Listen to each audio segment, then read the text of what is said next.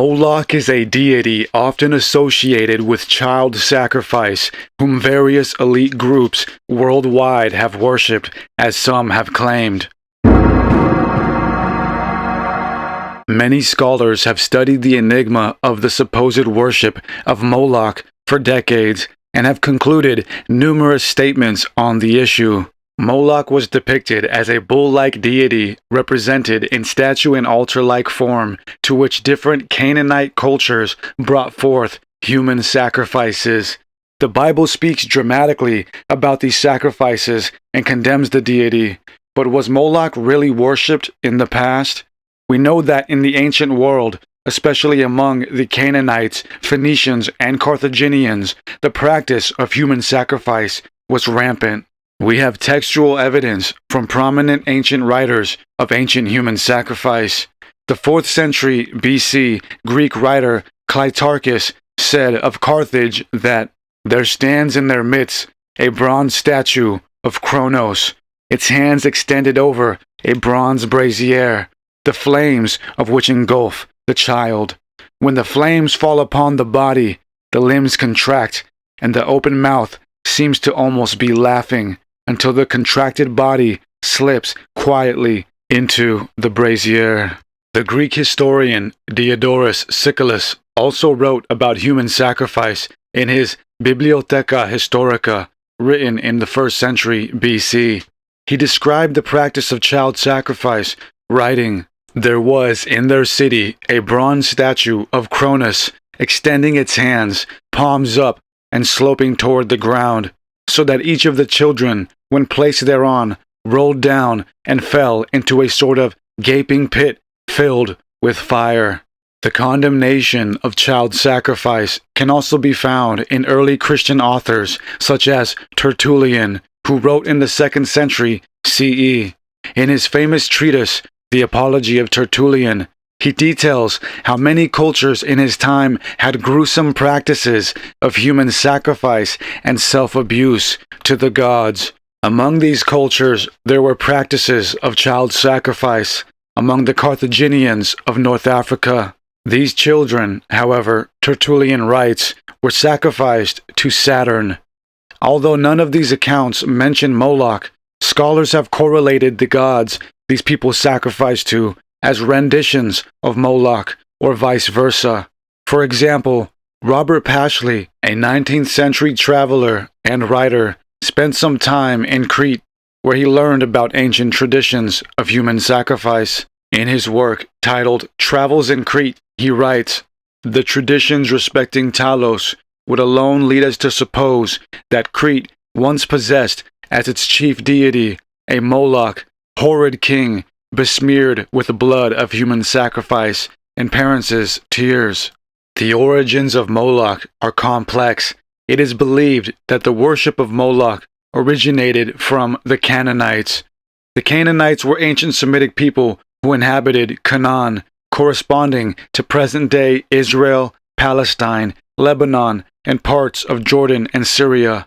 According to archaeological evidence, the Canaanites emerged as a distinct culture around the 4th millennium BC. The Canaanite city-states such as Ugarit, Byblos, and Sidon played a significant role in maritime trade and cultural exchange throughout the eastern Mediterranean. Canaan and the Canaanites at times are seen as general terms for the people of the Levant during the 2nd millennium BC. This general area and people included the early Israelites.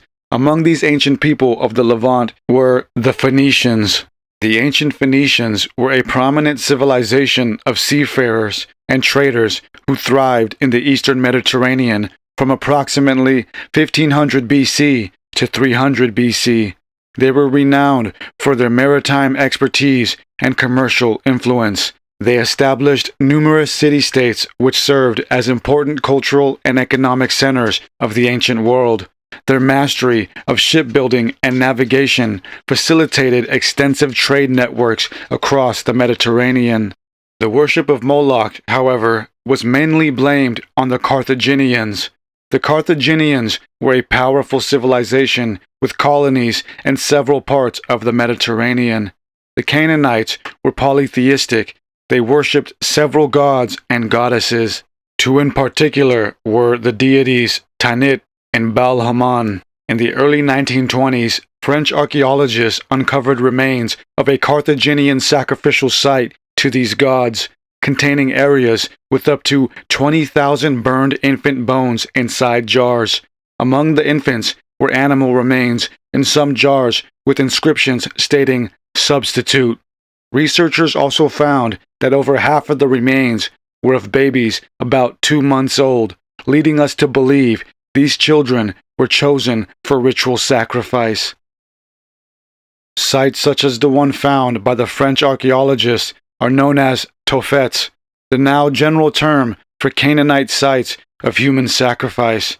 9 Phoenician Tophets have been found in the Western Mediterranean, 3 in North Africa, 2 in Sicily, and 4 in Sardinia. Although many scholars have debated whether these infant remains resulted from child sacrifice or simply dedicated burials for those who died during infancy, the evidence points towards sacrifice. In a thorough thesis paper by Caitlin De Benedetto, we learn that various scientific analyses have gone into the remains to determine whether they were explicitly burned for ritual purposes or buried for funeral purposes. Several scientist groups took the remaining teeth and bone samples to decide whether the buried babies experienced severe and prolonged burning. De Benedetto states that when bones and teeth are exposed to fire, they undergo a consistent pattern of color change with increases in temperature. These changes are associated with differential shrinkage resulting in fracturing and warping as the organic matrix of the bones is burnt away. At Carthage, 87% of the cremated bones and teeth were colored whitish blue to chalky white, indicating temperatures above 700 degrees Celsius.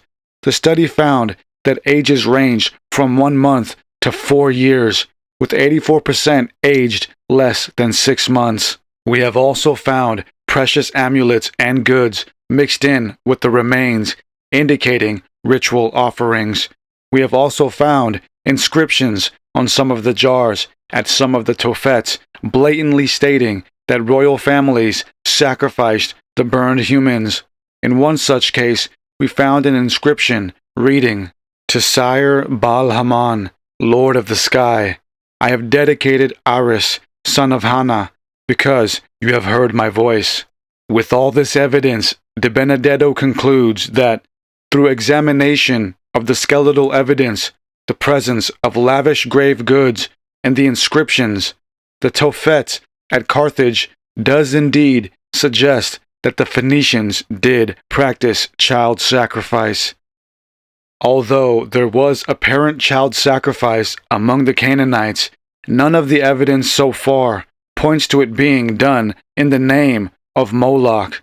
The connection and origin of Moloch to these sacrifices is shrouded in mystery and debated among scholars. By far, the only evidence of a deity named Moloch can be found in the Bible. The origin of the Moloch problem begins within the Old Testament, ancient Israel, and a cursed valley. The valley of the son of Hinnom, also known as Gehenna, a valley just south of Jerusalem, holds great significance in ancient Israel. The valley is mentioned numerous times in the Hebrew Bible and was associated with the worship of Moloch. The association of the valley of the son of Hinnom with Moloch worship led to the valley becoming a symbol of judgment and punishment. The valley is frequently used in Christian teachings in correlation to hell or eternal punishment. Today, the valley of the son of Hinnom is a popular tourist destination known for its stunning views of Jerusalem. However, its history as a site of religious significance and association with Moloch serves as a reminder of the complex and often controversial nature of the ancient religions of the Middle East. The worship of Moloch is mentioned several times in the Bible.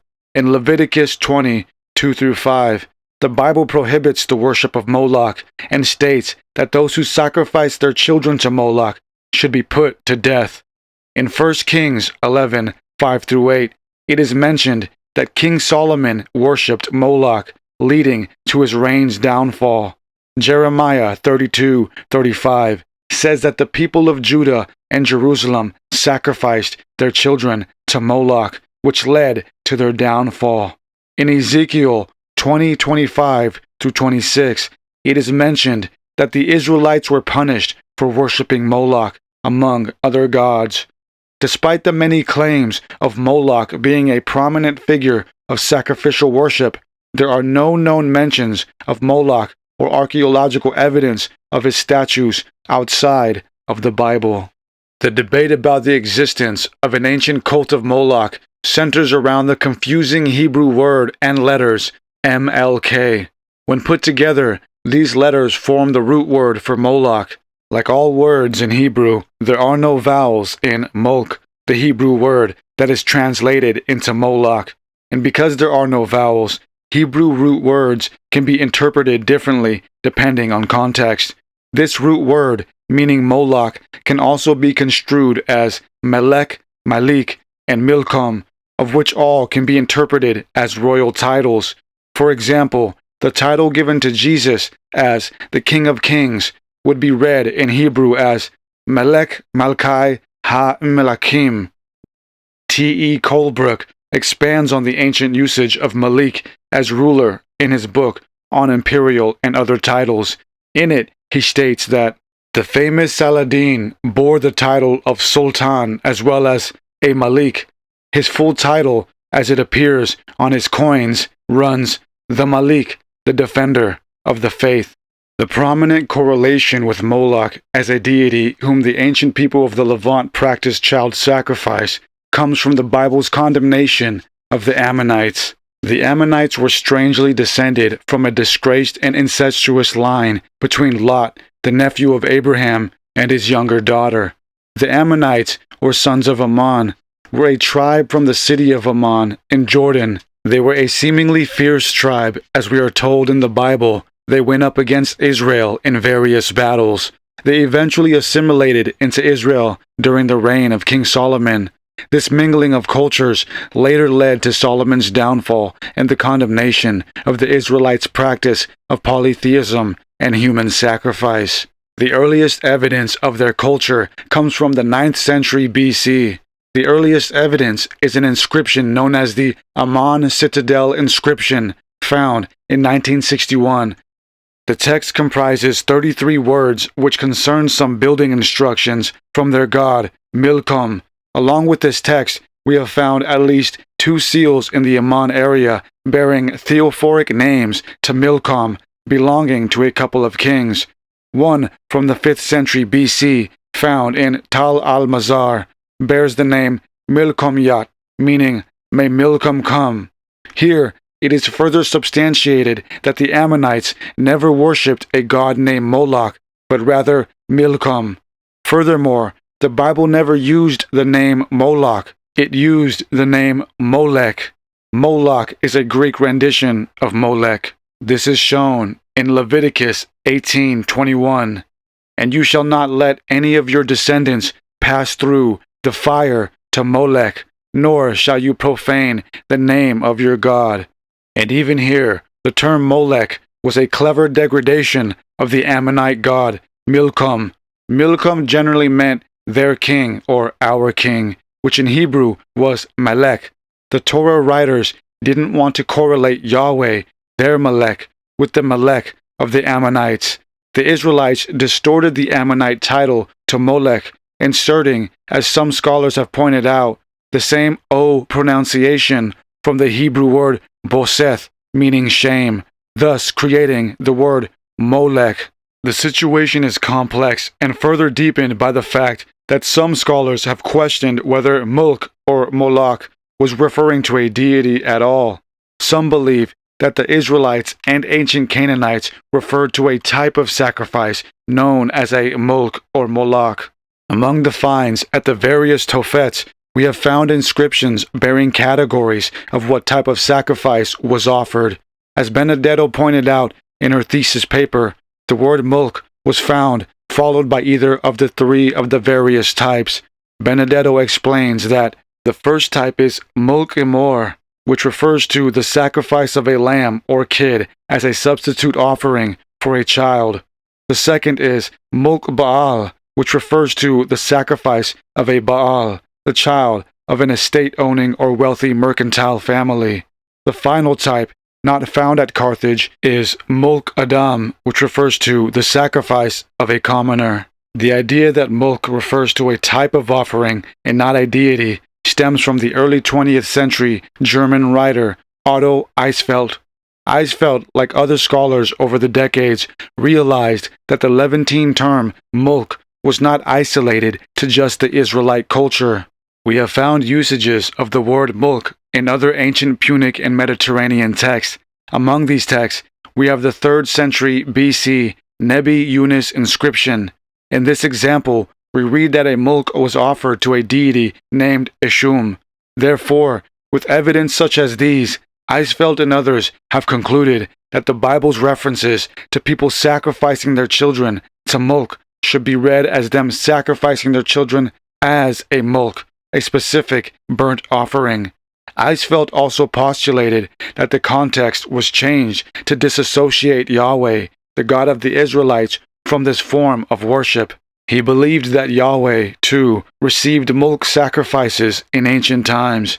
By creating an archetypal god based around this sacrificial worship, the Israelites were placing the disturbing and embarrassing act onto the Canaanites, partly covering up the fact that their people also once worshipped Yahweh in such a manner.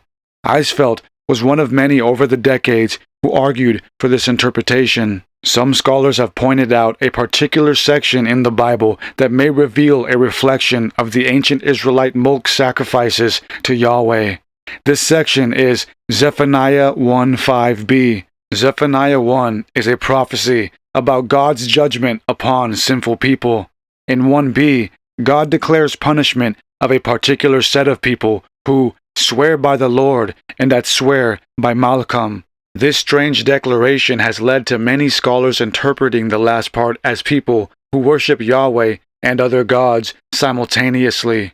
As we've learned, mulk can also be interpreted as a type of offering, so we may read that Yahweh and, subsequently, the Torah writers were outlawing Yahweh's worship through child sacrifice. The sentence structure strangely ends with, and that swear by mulk.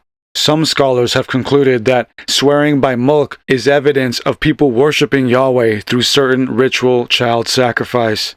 The verse then should be read adequately as God punishing those who swear by the Lord and that swear through mulk, child sacrificing. This indicates that at some point the early Israelites were practicing child sacrifice. The Bible reflects this in the critical episode between Abraham and his son Isaac. In Genesis 22:2, we are told that God commanded Abraham to take now your son, your only son, Isaac, whom you love, and go to the land of Moriah, and offer him there as a burnt offering. Here, Yahweh is directly demanding Abraham to perform a mulk sacrifice. This story may give us a glimpse into the cultural worldview of the Torah writers. As many historians of the following eras have testified, child sacrifice was common practice during the time of the early Israelites.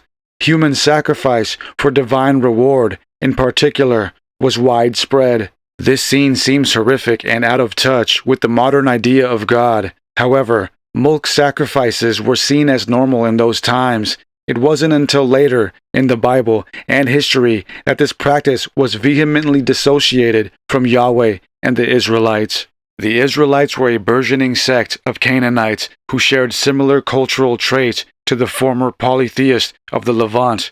Some would even say that their tribal god Yahweh was a rendition of the Canaanite god El. The Bible also reflects this within Exodus 6:2, when God says to Moses, I appeared to Abraham, to Isaac, and to Jacob as El Shaddai, God Almighty, but I did not reveal my name, Yahweh, to them. Here, God and the authors of the Torah correlate Yahweh with El, the supreme being among the Canaanite pantheons. As Mark S. Smith puts it in his extensive work titled the early history of God, Yahweh, and other deities in ancient Israel. In the city of Shechem, the local god was El of the Covenant, the God of Israel, and is presumed to be Yahweh. In this case, a process of reinterpretation appears to be at work. In the early history of Israel, when the cult of Shechem became Yahwistic, it inherited and continued the El traditions of that site. Hence, Yahweh received the title El of the Covenant. This record illustrates up to a point how Canaanite/Israelite traditions were transmitted. Israelite knowledge of the religious traditions of other deities was not due only to contact between Israel and its Phoenician neighbors in the Iron Age. Rather, as a function of the identification of Yahweh and El at cultic sites of El, such as Shechem and Jerusalem. The old religious lore of a deity such as El was inherited by the Yahwistic priesthood in Israel. This is just one of many instances in which we find apparent assimilation of the ancient Canaanite culture into the newly founded Yahweh cult of the Israelites. Dr. William G. Dever, professor of Near Eastern archaeology and anthropology at the University of Arizona, affirms in his book, Who Were the Early Israelites and Where Did They Come From?, that the Israelite religion, as it emerged in the Iron Age, incorporated elements of Canaanite religious traditions such as the veneration of Yahweh, the belief in a divine covenant, and the use of ritual objects like altars and standing stones.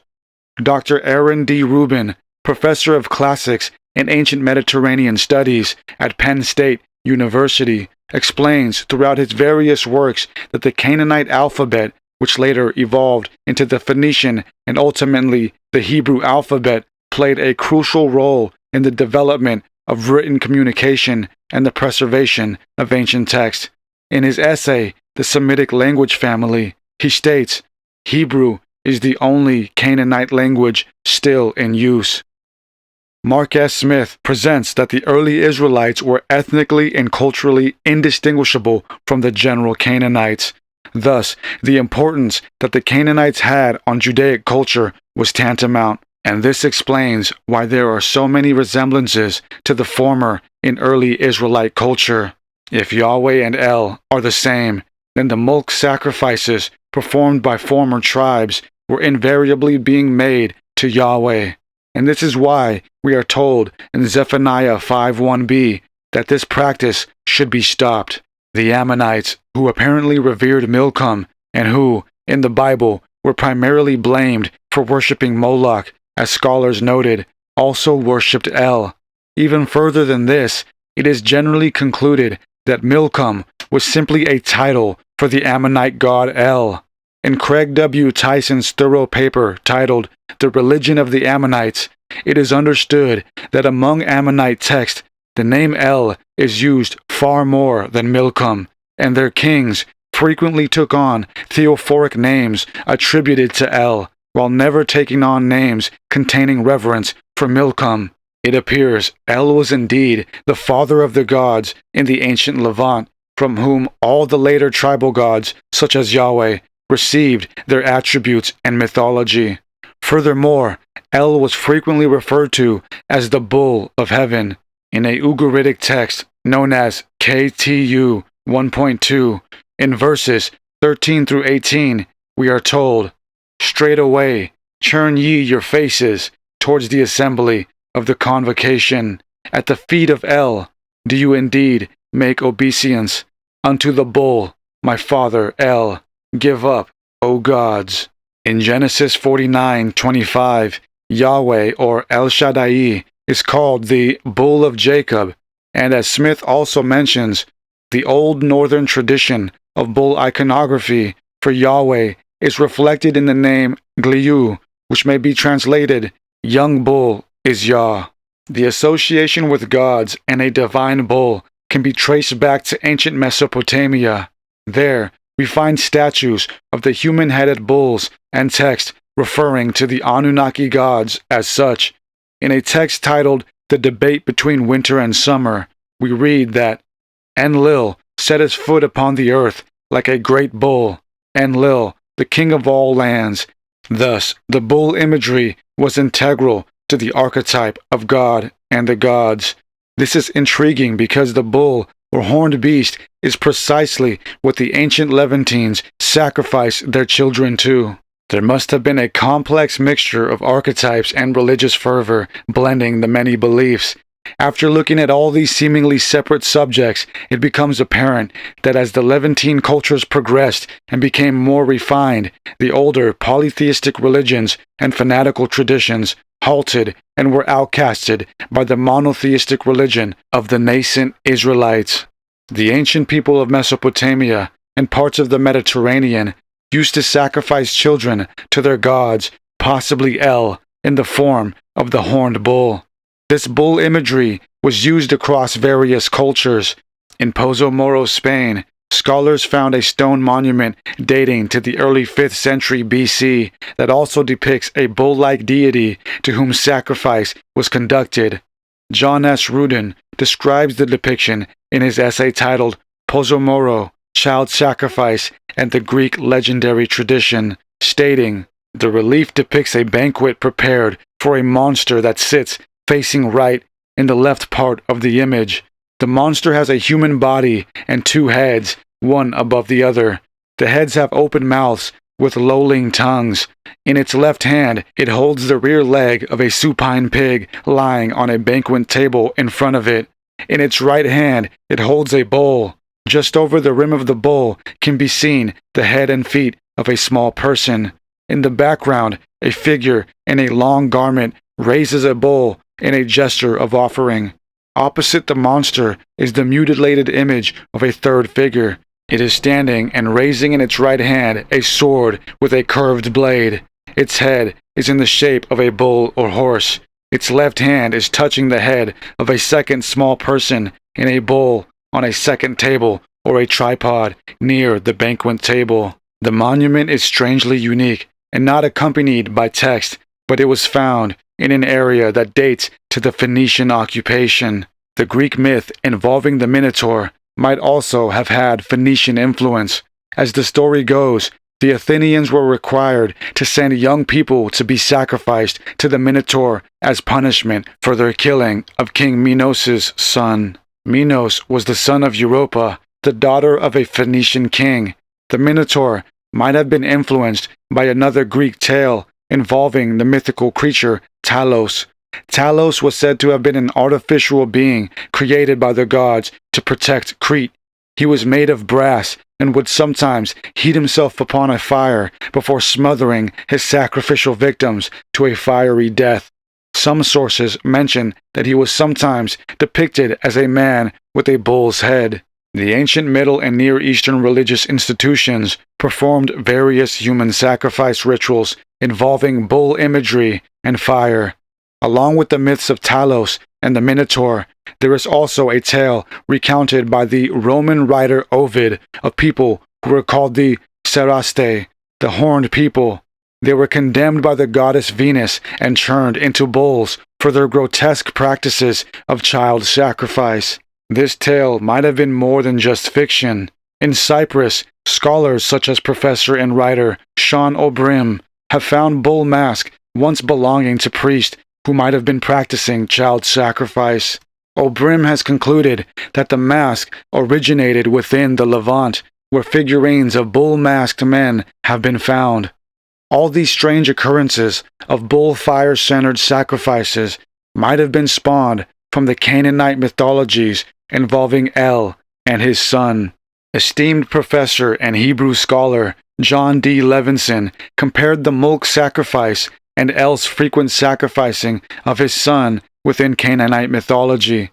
As Rudin explains in his paper, the chief god El, in a moment of crisis, hands over one of his children for enslavement or death. In the end, El rejoices when his child is freed or resurrected.